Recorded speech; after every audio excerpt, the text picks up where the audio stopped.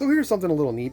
This is my Bell & Howell Apple II that I've had for several years, and I've gotten several videos on my YouTube channel of me restoring and fixing and repairing this thing, and it's almost 100% done. The keyboard, whatever. And if you're thinking, well, hey, wait, that looks just like an Apple II that somebody took a rattle can and spray painted black or dark gray. Well, you're not entirely wrong. That's exactly all this is. Even though it says Bell & Howell instead of Apple II, this is actually a somewhat rare variant of the Apple II nicknamed the Vader.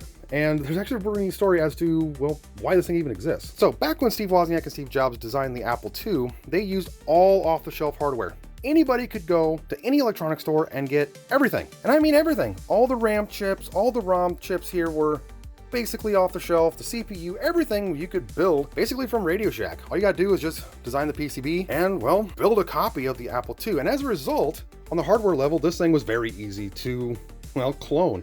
And there was a lot of clones back in the day, and Apple sued them into the ground because it wasn't the hardware that was the problem, it was the software here, the ROM. What makes this special though is that Apple actually built these for Bell & Howell to sell into certain school markets, since there was some weird requirement that the Apple II originally could not do.